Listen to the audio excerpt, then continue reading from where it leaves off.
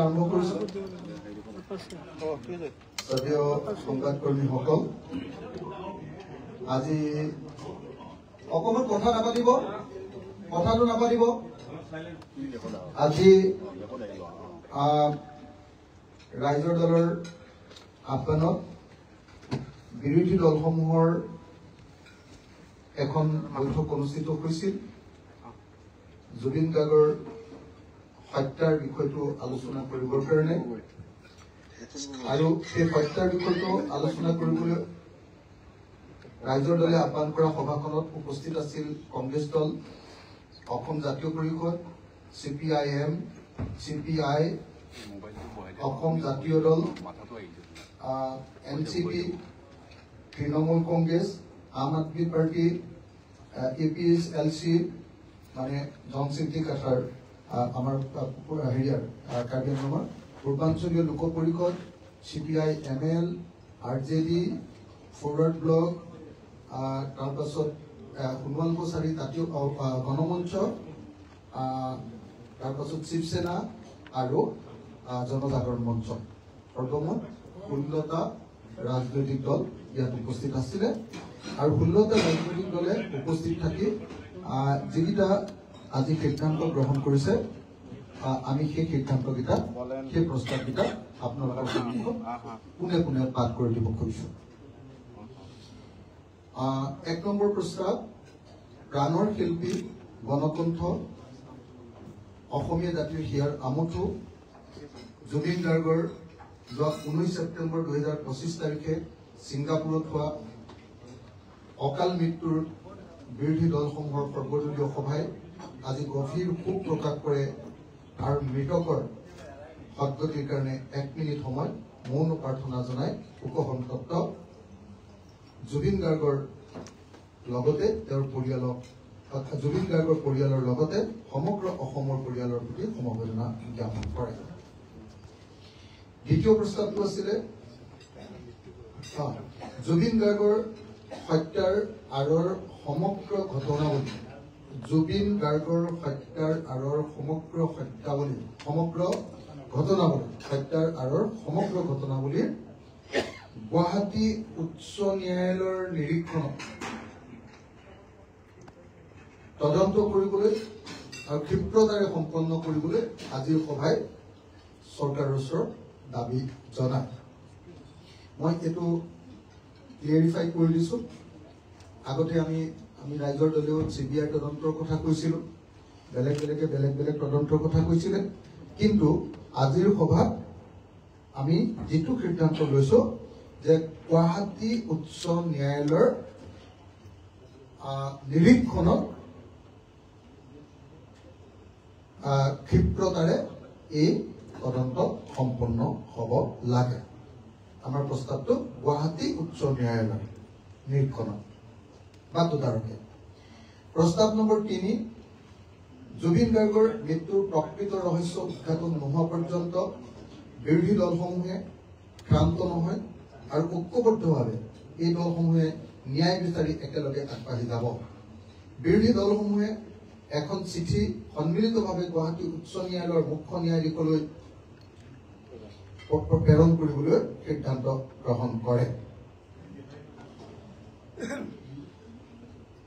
প্ৰস্তাৱ নম্বৰ 4 আজিৰ সভাই নৰ্থ ইষ্ট ফেষ্টিভেল নামৰ সংস্থাটোৰ সন্দেহজনক অৰ্থনৈতিক কাম-কাজৰ অপৰাধৰ লগত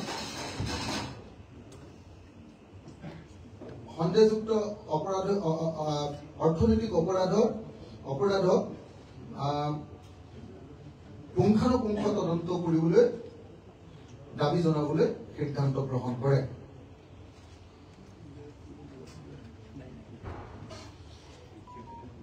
বিত্তীয় কেলেংকাৰী ফেষ্টিভেলৰ সন্দেহযুক্ত অৰ্থনৈতিক অপৰাধৰ পুংখানুপুংখ তদন্ত কৰিবলৈ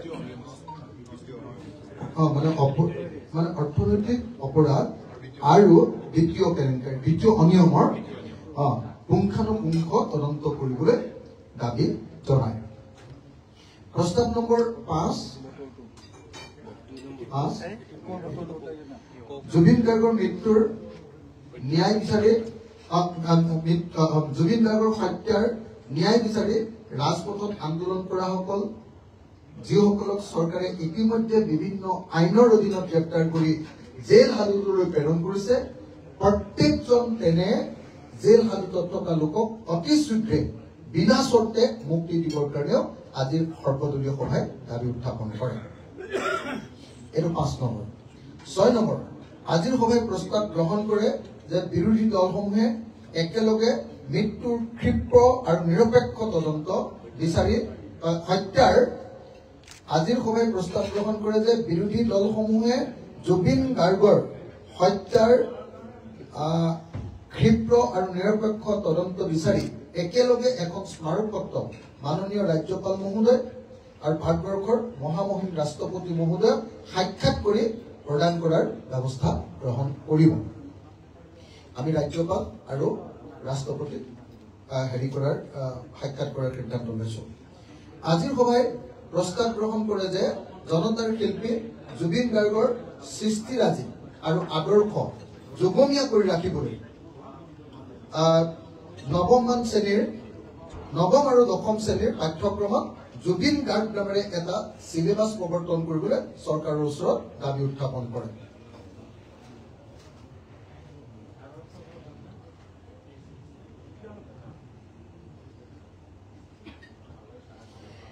আঠ নম্বৰ, আজিৰ সভাই গভীৰভাৱে আলোচনা কৰি এক সিদ্ধান্তত উপনীত হয় যে জুবিন গাৰ্গৰ মৃত্যুৰ প্ৰকৃত ন্যায়ৰ লগত হত্যাৰ প্ৰকৃত ন্যায় লাভ নকৰা পৰ্যন্ত বিৰোধী দলসমূহে একত্ৰিতভাৱে চৰকাৰৰ ওপৰত তদন্ত প্ৰক্ৰিয়া নজৰ ৰাখিবলৈ সিদ্ধান্ত গ্ৰহণ কৰে। চৰকাৰৰ তদন্ত প্ৰক্ৰিয়াৰ ওপৰত নজৰ ৰাখিবলৈ সিদ্ধান্ত গ্ৰহণ কৰে। এইটো 8 নম্বৰ, তীক্ষ্ণ নজৰ ৰাখিবলৈ সিদ্ধান্ত গ্ৰহণ কৰে।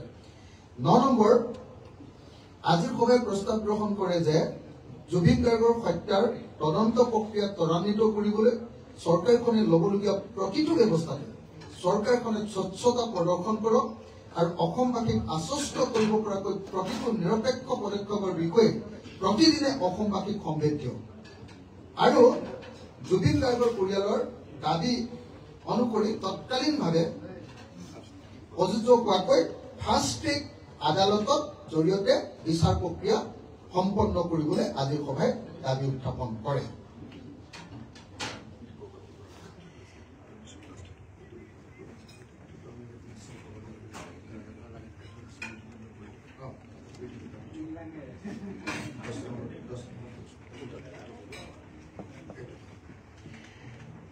অক্টোবৰ তাৰিখে অহা 19 অক্টোবৰত জুবিন গাৰ্গৰ হত্যাৰ এমাহ পূৰ হ'ব।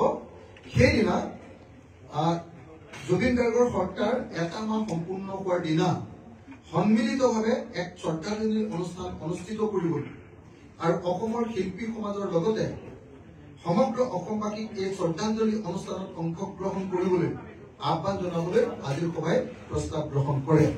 লগতে শ্ৰদ্ধাঞ্জলি অনুষ্ঠানৰ লগত সংগতি ৰাখি মহান শিল্পীগৰাকীৰ আজীৱন কৰিব পৰাকৈ এখন স্মৃতি গ্ৰন্থ প্ৰকাশৰ সিদ্ধান্ত গ্ৰহণ কৰে আৰু তাৰ কাৰণে এখন স্মৃতি গ্ৰন্থ কমিটি তৈয়াৰ কৰি দিয়ে।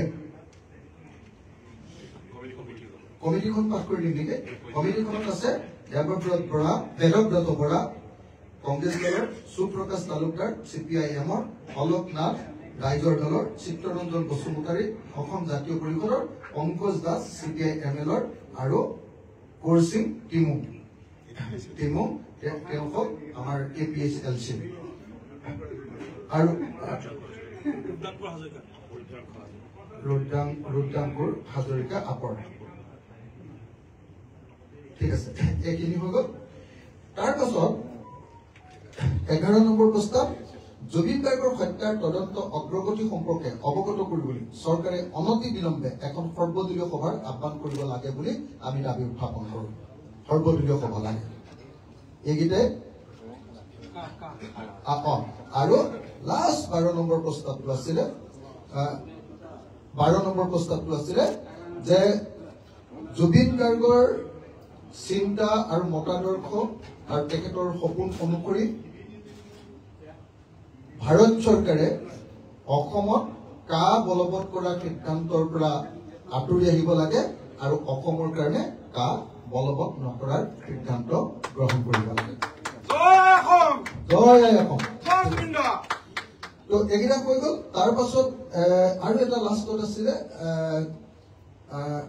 দেশৰ উচ্চতম ন্যায়ালয়ত শ্যামকানু মহন্তই দাখিল কৰা গোচৰটো নিৰীক্ষণ কৰিবলৈ বিৰোধী দলসমূহৰ সভাই এখন কমিটি গঠন কৰাৰ সিদ্ধান্ত লয়। সেই কমিটিখনত আছে চৰণ ডেকা, দুলু আহমেদ, কৃষ্ণ গগৈ, আজিজুৰ ৰহমান আৰু আলাউদ্দিন আহমেদ। তেখেতসকলে আৰু আমাৰ আমাৰ কি আছিলে অমৃত খাটনীয়া।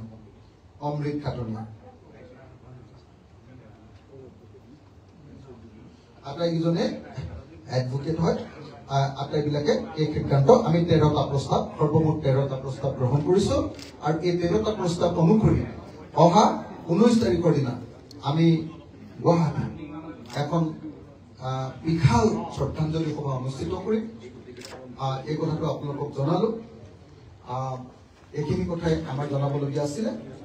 আজিৰ সভাখনত অতি গণতান্ত্ৰিকভাৱে, অতি পুংখানুপুংখভাৱে সকলো বিষয়ে আলোচনা কৰি এই 13টা প্ৰস্তাৱ গ্ৰহণ কৰি জুবিন গাৰ্গৰ হত্যাৰ প্ৰকৃত ন্যায় বিচাৰিবৰ কাৰণে সিদ্ধান্ত গ্ৰহণ কৰা হৈছে।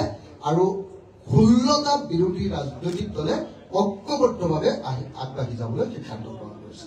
ধন্যবাদ। জয় হিন্দ।